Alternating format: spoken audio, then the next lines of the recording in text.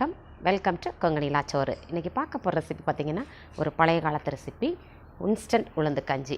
ரொம்ப டேஸ்டியாக ஹெல்த்தியாக உள்ள அந்த உளுந்து கஞ்சி நிறைய ப்ராசஸ் இருக்குது. நம்ம இன்ஸ்டண்ட்டாக எப்படி செய்கிறது அப்படிங்கிறத ஈஸியாக அவங்க கூட ஷேர் பண்ணியிருக்கேன். அந்த இன்ஸ்டன்ட் உளுந்து கஞ்சி எப்படி செய்கிறதுன்னு வாங்க பார்க்கலாம்.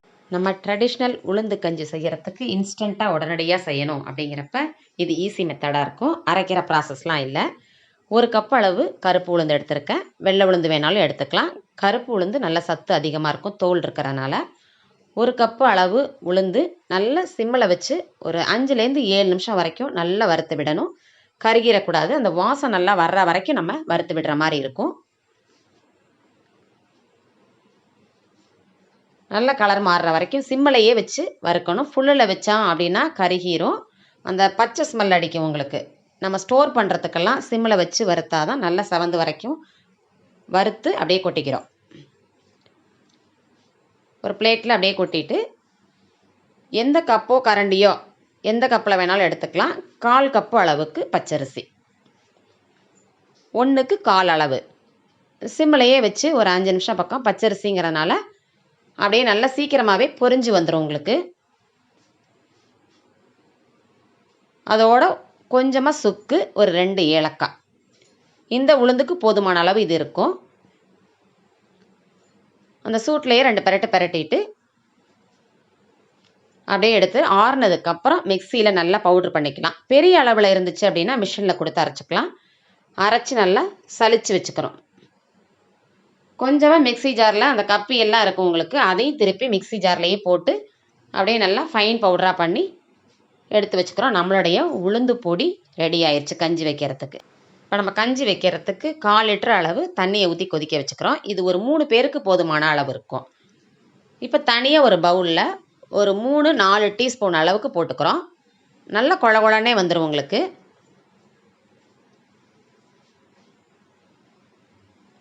இதில் ஒரு கப் அளவுக்கு, ஒரு கிளாஸ் அளவுக்கு தண்ணி விட்டுக்கிறோம். நல்லா கட்டி இல்லாமல் நம்ம கரைச்சி வச்சிட்டோம் அப்படின்னா கட்டிப்படாமல் இருக்கும். ஈஸியாக அந்த தண்ணி கொதிக்கிறதுக்குள்ளே இதையும் நம்ம கலந்து விட்டுறலாம்.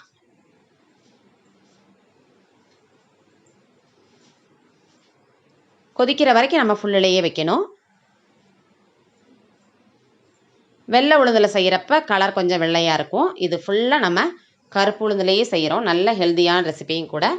மார்னிங் பிரேக்ஃபாஸ்ட்டுக்கு, ஈவினிங் டைமில் கொடுக்கலாம். நைட்டுக்கு டின்னருக்கு பிளான் பண்ண முடியாது, ரொம்ப ஹெவியாக இருக்கும். இதை அப்படியே நுரைச்சி வர வரைக்கும் ஒரு 5லேருந்து 7 நிமிஷம் வரைக்கும் நல்லா அந்த நுரையெல்லாம் கட்டி பொங்கி வரும். அந்த ஸ்டேஜ் வரைக்கும் ஃபுல்லிலேயே வச்சுட்டு அதுக்கப்புறம் சிம்மிலையே வச்சு காய்ச்சிக்க வேண்டியது. இந்த ஸ்டேஜ் வரைக்கும் ஃபுல்லிலேயே வச்சுட்டு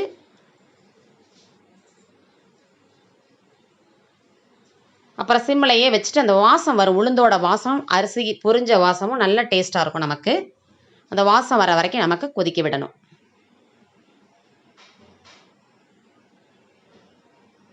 கரெக்டான திட்டத்துக்கு இருக்குது. உங்களுக்கு பவுட்ரு வேணும்னா இன்னும் கொஞ்சம் வேணாலும் சேர்த்துக்கலாம்.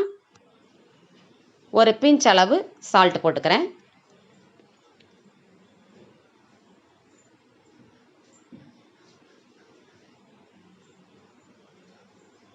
கஞ்சி நமக்கு ரெடி ஆயிடுச்சு. இப்போ நம்ம கருப்பட்டி பாகு இருந்தது, அதை கரைச்சி வச்சுருக்கதை ஊற்றிக்கிறோம். உங்களுக்கு டேஸ்ட்டுக்கு தகுந்த மாதிரி இனிப்பு, சர்க்கரை, நாட்டு சர்க்கரை எது வேணாலும் போட்டுக்கலாம்.